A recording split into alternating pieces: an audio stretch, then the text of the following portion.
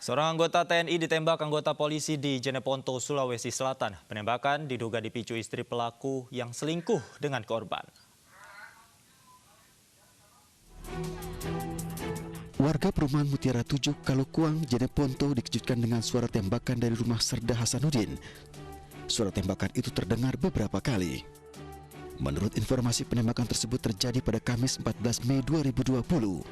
Tembakan berasal dari senjata api jenis revolver milik Bribka Herman.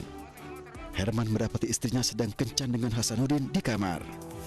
Anggota Polri itu lalu menembak istrinya dan Hasanuddin.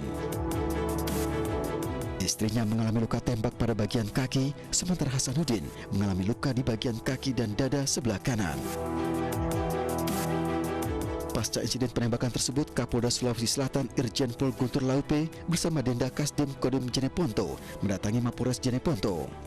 Kedatangan Kapolda Sulawesi Selatan ini untuk memastikan suasana keamanan di Jeneponto.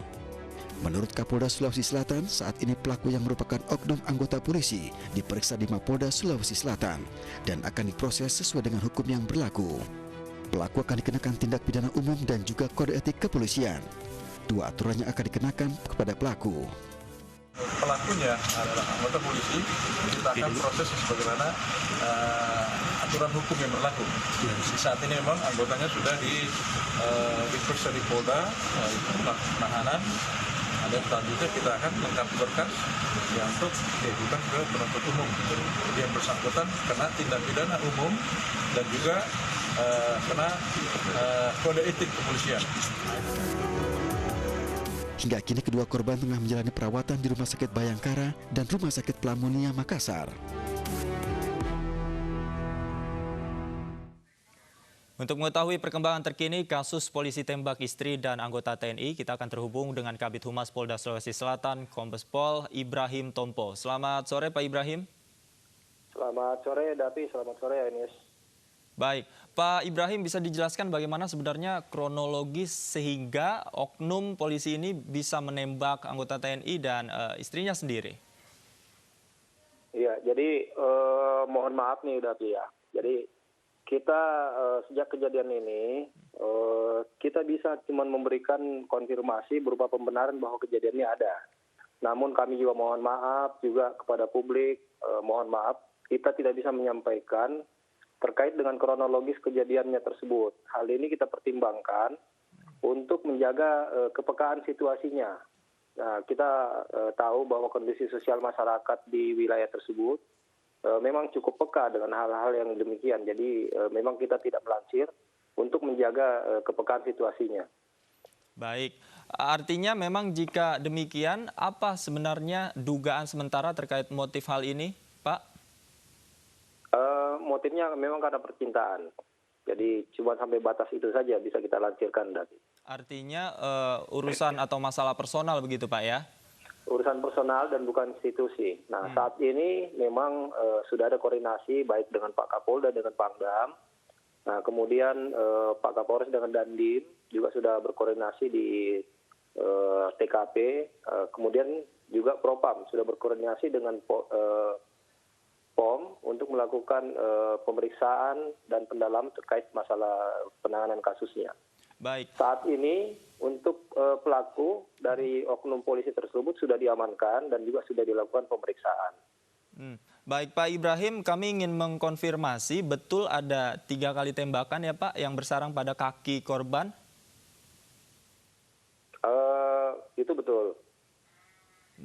Ada 3 kali itu kepada istri yang bersangkutan dan juga anggota TNI ini ya Pak? Iya, jadi korbannya ada 2 orang, istrinya dan juga seorang lelaki.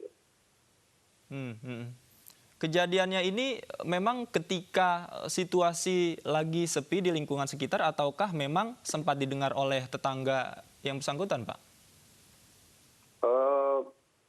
Kejadiannya itu kan tidak terlalu malam, sekitar jam 20-an. Nah, kemudian memang tempatnya tidak terlalu ramai. Jadi pada saat kejadian juga tidak ada yang datang. Namun setelah kejadian tersebut, yang bersangkutan meminta kepada rekannya untuk membawa ke Polres dan menghubungi keluarganya. Artinya, nah, jadi inisiatif dari yang bersangkutan sendiri, Pak?